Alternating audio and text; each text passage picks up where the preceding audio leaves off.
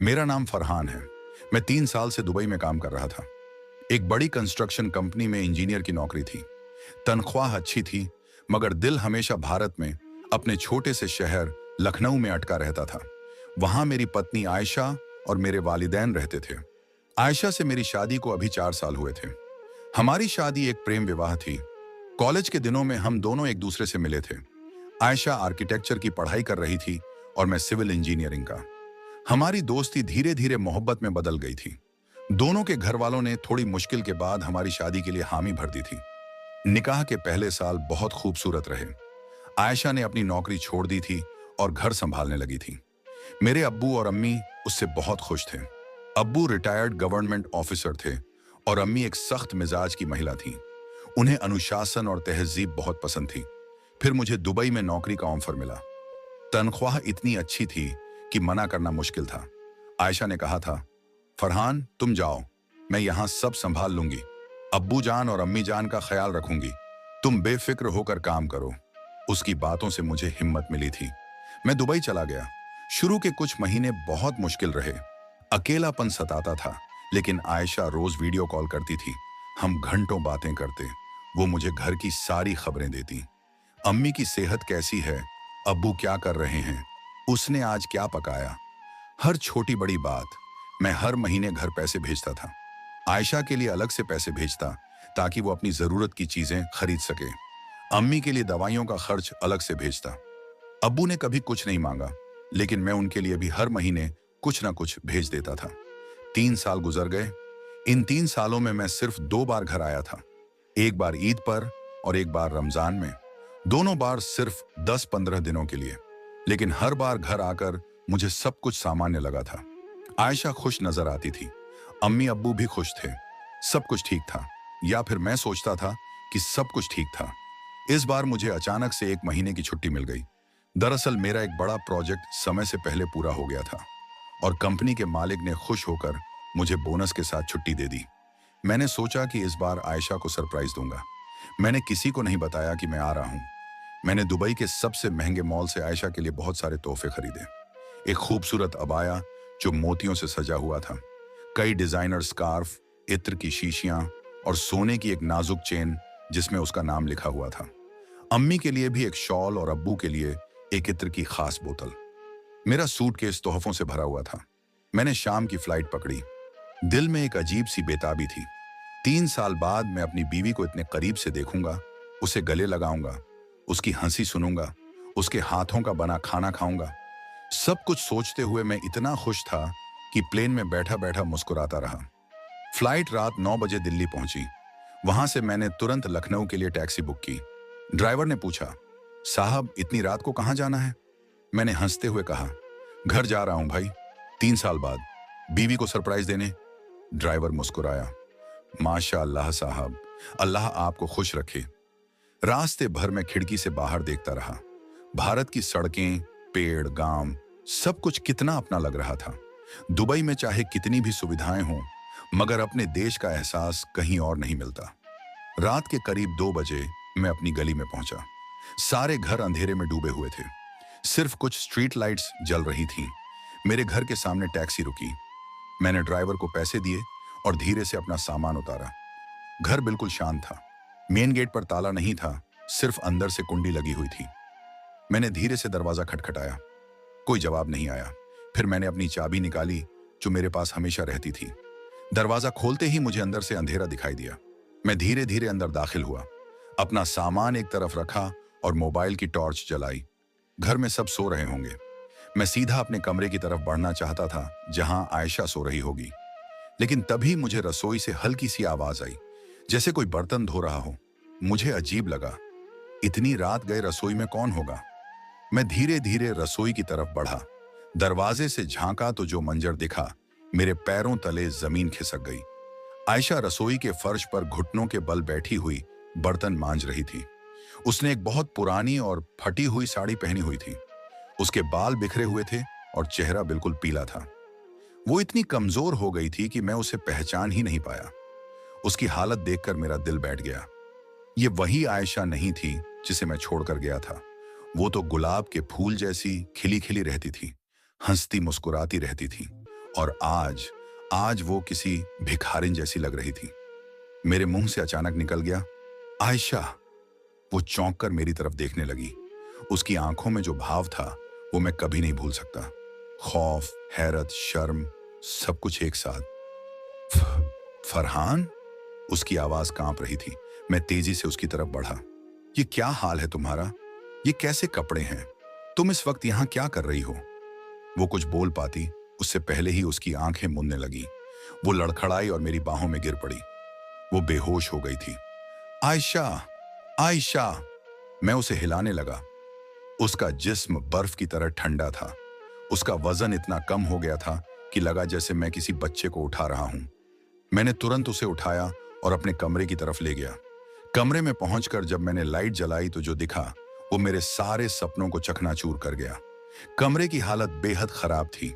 दीवारें गंदी थीं, खिड़की का शीशा टूटा हुआ था, फर्श पर एक पुरानी सी चटाई बिछी थी और एक फटा हुआ कंबल पड़ा था। ये वो कमरा नहीं था जिसे मैंने छोड़ा था। वो कमरा तो खूबसूरत था, साफ सुथरा था। मैंने आयशा को चटाई पर लिटाया।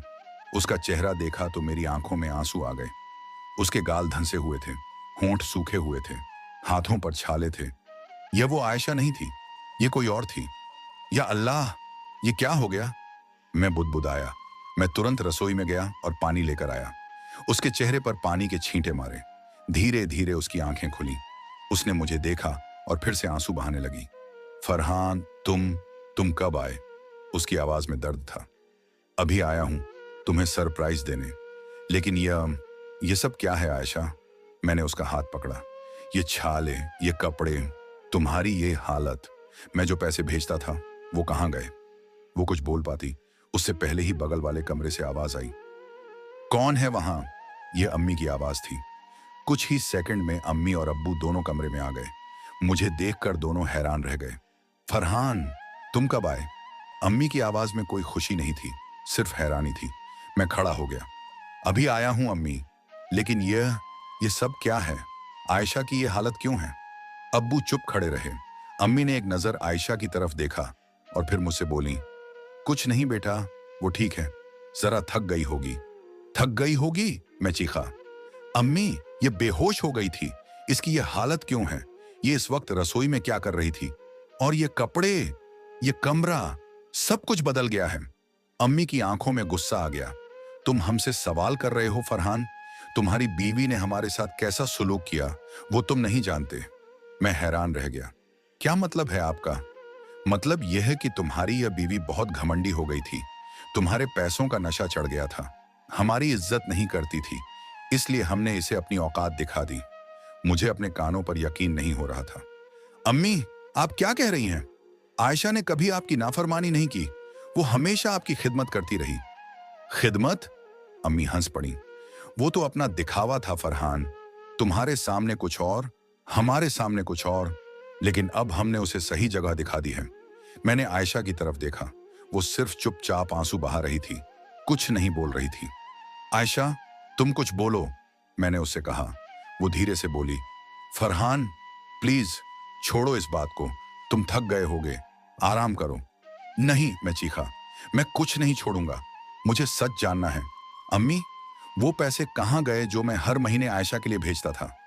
अम्मी ने बेशर्मी से जवाब दिया, वो पैसे मैंने रख लिए, घर के खर्च के लिए चाहिए थे, लेकिन मैं घर के खर्च के लिए अलग से पैसे भेजता था, वो कम पड़ते थे। तुम्हारे अब्बू की दवाइयां, बिजली का बिल, सब कुछ महंगा हो गया है, तो मैंने सोचा इसके पैसे ले लूं, बिना उससे पूछे, बिना मुझे बताए। पूछने की क्या जरूरत थी? वो मेरी बहू है, उसकी कमाई पर मेरा हक है, और तुम तो मेरे बेटे हो, तुम्हारी कमाई भी मेरी ही है। मैं अपना सर पकड़कर बैठ गया। मुझे विश्वास नहीं हो रहा था कि मेरी अम्मी, जिन्हें मैं इतना इज्जत देता था, ऐसा कर सकती हैं। और ये कमरा, ये टूटी हुई खिड़की, आयशा को किस कमरे में रखा गया था? अम्मी ने लापरवाही से कहा, अरे बड़ा कमरा मुझे पसंद आ गया तो मैंने ले लिया, आयशा को यह दे दिया। खिड़की तो पिछले महीने टूट गई, मरम्मत करवाने के पैसे नहीं थे। पैसे नहीं थे? मैं हर महीने लाखों भेजता हूं, वो सब खर्च हो गया। तुम्हारी चाची की बेटी की शादी में बहुत खर्चा हो गया। मैं उठ खड़ा हुआ। मेरा पूरा शरीर कांप रहा था, गुस्से से, दुख से, बेबसी से। अम्मी, आपने यह क्या किया? ये मेरी बीवी है, मेरी अमानत। मैंने उसे आपके हवाले किया था। हाँ, और मैंने उसे अपनी जगह दिखा दी। अब वो जानती है कि इस घर में उसकी हैसियत क्या है। आयशा अब भी चुपचाप रो रही थी। उसके आंसू मेरे दिल में छुरा घोंप रहे थे। मैं अपने सामान की तरफ गया, सूटकेस खोला और वो सारे तोहफे निकाले जो मैं आयशा के लिए लाया था। ये देखिए अम्मी, ये सब मैं अपनी बीवी के लिए लाया था। सोने की चेन, डिजाइनर कपड़े, इत्र। मैंने सोचा था कि मैं उसे खुश रख रहा हूं, दूर से ही सही, मगर उसका ख्याल रख रहा हूं। लेकिन आपने आपने तो उसे। मेरी आवाज रुक गई। मैं रोने लगा। एक मर्द होकर भी मैं अपने आंसू नहीं रोक पाया। आयशा ने मेरा हाथ पकड़ा। फरहान प्लीज रो मत, मैं ठीक हूं। ठीक हो तुम? मैंने उसकी तरफ देखा। देखो अपनी सूरत आईने में। तुम ठीक नहीं हो आयशा, तुम्हें मार डाला गया है धीरे धीरे। अब्बू जो अब तक चुप थे बोले, फरहान बेटा शांत हो जाओ, बात बिगड़ रही है। बिगड़ रही है अब्बू? मैंने उनकी तरफ देखा। बात तो 3 साल पहले बिगड़ गई थी, जब आपने अपनी बहू के साथ यह सब होने दिया। आप तो सिर्फ देखते रहे। अब्बू ने नजरें नीचे कर ली। मैंने फैसला कर लिया था। मैं आयशा को उठाकर खड़ा हुआ। मैं आयशा को लेकर जा रहा हूं, अभी, इसी वक्त। अम्मी चौंक गईं। क्या? इस वक्त कहां जाओगे? कहीं भी, होटल में चले जाएंगे, लेकिन इस घर में एक पल भी नहीं रुकूंगा जहां मेरी बीवी को इंसान नहीं समझा गया। फरहान, ये क्या बदतमीजी है? मैं तुम्हारी मां हूं। मैं रुक गया, मुड़कर उन्हें देखा। हाँ अम्मी, आप मेरी मां हैं, लेकिन आज आपने मुझे यह भी सिखा दिया कि एक मां होना काफी नहीं है, इंसान होना भी जरूरी है। यह कहकर मैं आयशा को सहारा देकर बाहर निकल गया। मेरे कदम कांप रहे थे, दिल टूट रहा था, लेकिन मैं जानता था कि मैं सही कर रहा हूं। रात के अंधेरे में हम दोनों उस घर से बाहर निकल आए। आयशा लड़खड़ा रही थी, लेकिन मैंने उसे संभाल लिया। फरहान, तुमने अम्मी से ऐसा क्यों कहा? वो हिचकियां लेते हुए बोली, क्योंकि सच कहा मैंने, और अब बस, अब हम दोनों अपनी जिंदगी खुद झेंगे। मैंने सड़क पर एक टैक्सी रोकी। ड्राइवर ने हमारी हालत देखी तो हैरान रह गया। साहब, सब ठीक तो है? हाँ भाई, बस सबसे करीबी अच्छे होटल में ले चलो। गाड़ी चल पड़ी। मैंने आयशा को अपने कंधे पर सिर रखने दिया। वो बेजान सी हो गई थी। मेरे दिल में एक तूफान चल रहा था। मैं नहीं जानता था कि आगे क्या होगा, लेकिन एक बात तय थी, अब मैं अपनी बीवी को फिर कभी किसी के भरोसे नहीं छोड़ूंगा। रात के सन्नाटे में हम दोनों एक नई शुरुआत की ओर बढ़ रहे थे। एक ऐसी शुरुआत जहां सिर्फ हम दोनों थे और हमारी मोहब्बत। होटल का कमरा छोटा लेकिन साफ सुथरा था। मैंने आयशा को बिस्तर पर लिटाया और तुरंत रूम सर्विस से गर्म सूप और खाना मंगवाया। वो इतनी कमजोर हो गई थी कि ठीक से बैठ भी नहीं पा रही थी। आयशा, कुछ खाओ प्लीज, मैंने प्यार से कहा। उसने मना करने की कोशिश की। फरहान, मुझे भूख नहीं है। झूठ मत बोलो, तुम्हारी ये हालत देखकर साफ पता चल रहा है कि तुमने ठीक से खाना नहीं खाया महीनों से। उसकी आंखों में फिर से आंसू आ गए। फरहान, तुम्हें नहीं पता, मुझे बचा खुचा खाना मिलता था, वो भी जब अम्मी जान का मन करता था। कई बार तो सिर्फ रोटी और नमक। मैं उसकी बात सुनकर सिहर गया। मेरा दिल टुकड़े टुकड़े हो गया। मैंने उसे गले लगा लिया और खूब रोया।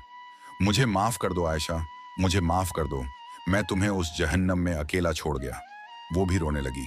तुम्हारी कोई गलती नहीं थी फरहान, तुम तो मेरे लिए ही कमा रहे थे, मुझे खुश रखना चाहते थे, लेकिन किस्मत नहीं। मैंने उसे रोका। अब किस्मत की बात मत करो, अब से तुम्हारी किस्मत मैं हूं और मैं तुम्हें वो सब दूंगा जो तुम्हारा हक है। धीरे धीरे मैंने उसे खाना खिलाया। वो बहुत मुश्किल से खा पा रही थी। लगता था जैसे उसका पेट सिकुड़ गया हो। खाना खाने के बाद वो थोड़ी बेहतर लगने लगी। उसके चेहरे पर हल्की सी रौनक आ गई। फरहान, अब क्या होगा?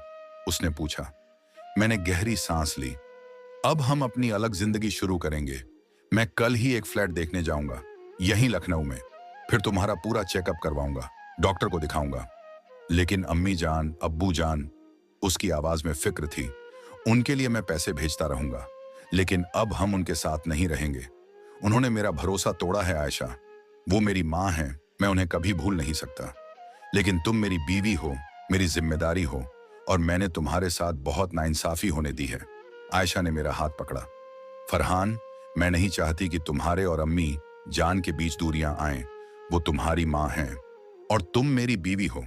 अल्लाह ने भी कहा है कि बीवी का हक सबसे बड़ा है। मैंने यह हक अदा नहीं किया। मैं तुम्हें अकेला छोड़ गया। वो चुप हो गई। उसकी आंखों में एक अजीब सा सुकून था। शायद पहली बार 3 सालों में उसे लगा कि कोई उसके साथ है। उस रात हम दोनों ने बहुत बातें की। आयशा ने मुझे सब कुछ बताया।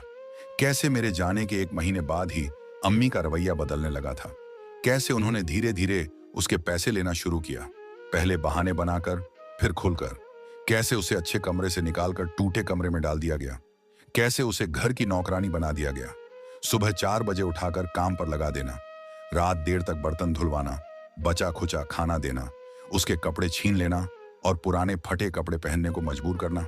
और सबसे बुरी बात, हर वीडियो कॉल से पहले अम्मी उसे धमकी देती कि अगर उसने मुझे सच बताया तो वो उसे घर से निकाल देंगी और उसके मायके वालों को बुरा भला कह देंगी। आयशा के मायके वाले बहुत गरीब थे। उसके अब्बू एक छोटी सी दुकान चलाते थे और अम्मी बीमार रहती थी। आयशा नहीं चाहती थी कि उसकी वजह से उसके वालिदैन को कोई तकलीफ हो, इसलिए वो चुप रही। हर वीडियो कॉल पर मुस्कुराती रही, मुझसे झूठ बोलती रही। अम्मी उसे अच्छा कमरा दिखाती, फिर वापस उसी टूटे कमरे में भेज देती। ये सब सुनकर मेरा दिल टूट गया। मैं अपनी बीवी की इतनी तकलीफ का एहसास भी नहीं कर पाया। तुमने मुझे क्यों नहीं बताया आयशा? मैं कुछ कर सकता था। मैं डर गई थी फरहान।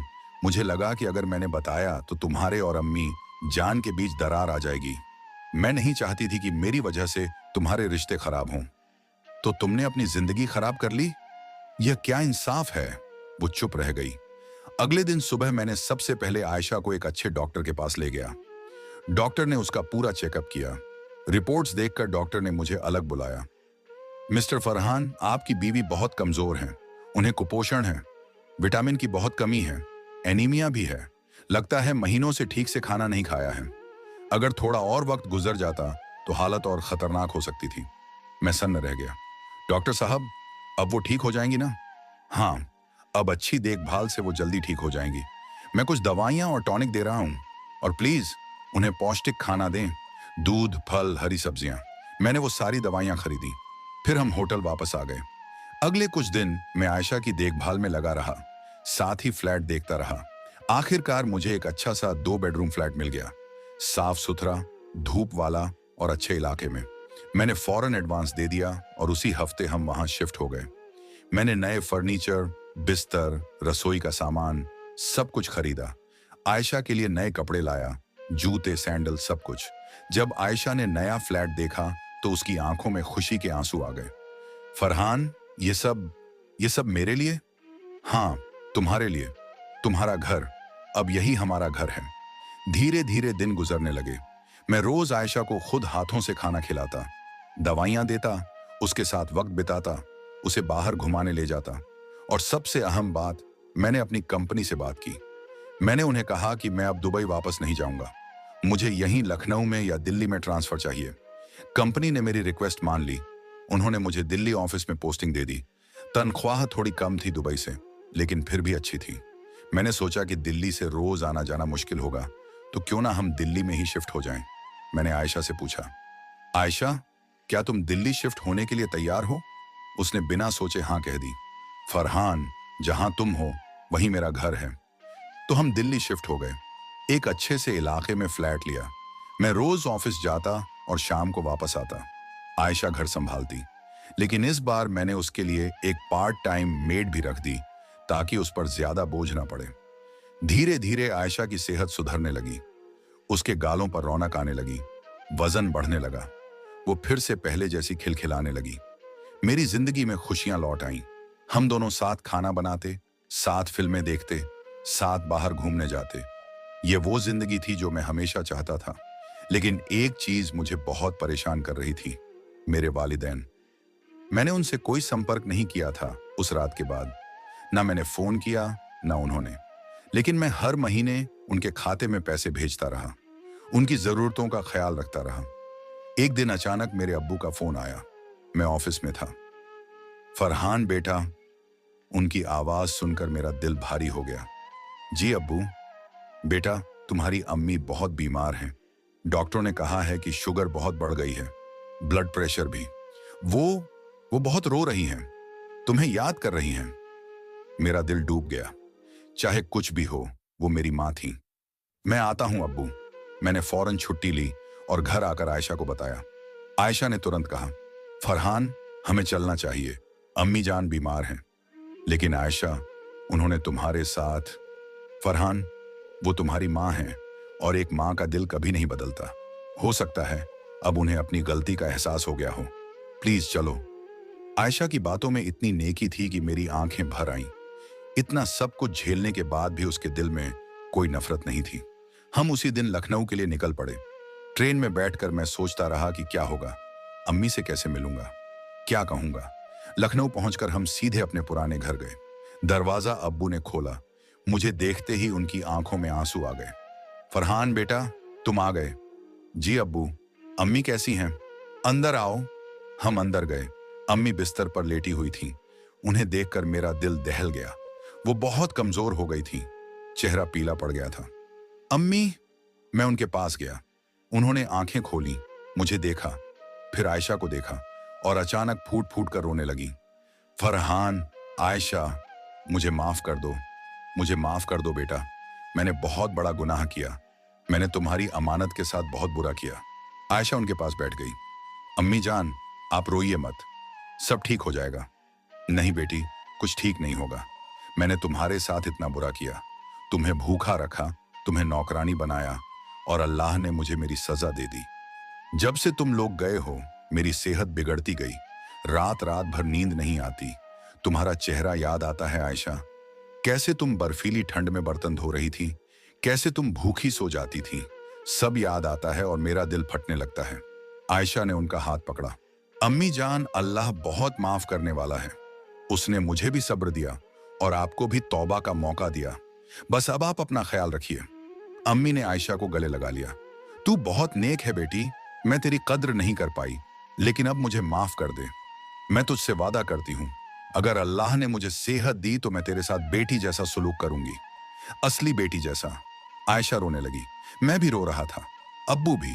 उस दिन के बाद सब कुछ बदल गया। हमने अम्मी का इलाज शुरू करवाया, बेहतरीन डॉक्टरों से दिखाया। धीरे धीरे वो ठीक होने लगी और सबसे बड़ी बात, अम्मी सच में बदल गईं। उन्होंने आयशा से माफी मांगी और असल में उसे बेटी की तरह रखने लगी। हमने फैसला किया कि हम सब साथ रहेंगे। दिल्ली में एक बड़ा फ्लैट लिया जहां हम सब आराम से रह सकें। अब्बू और अम्मी भी हमारे साथ दिल्ली आ गए और इस बार सब कुछ सही था। अम्मी आयशा के साथ खाना बनाती, साथ टीवी देखती, साथ बाजार जाती। उनके बीच सच्चा प्यार था अब, वो प्यार जो पहले होना चाहिए था।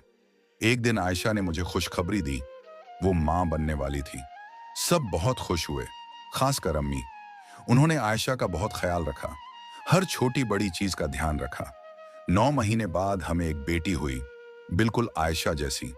अम्मी ने उसका नाम रखा मरियम। जब मरियम पैदा हुई, अम्मी ने आयशा से कहा, बेटी, ये बच्ची अल्लाह की रहमत है और मेरे गुनाहों की माफी भी। अब मैं इसे और तुझे अपनी जान से ज्यादा प्यार करूंगी। और सच में उन्होंने अपना वादा निभाया। आज जब मैं पीछे मुड़कर देखता हूं तो लगता है कि वो मुश्किल वक्त हमारे रिश्तों को परखने के लिए था।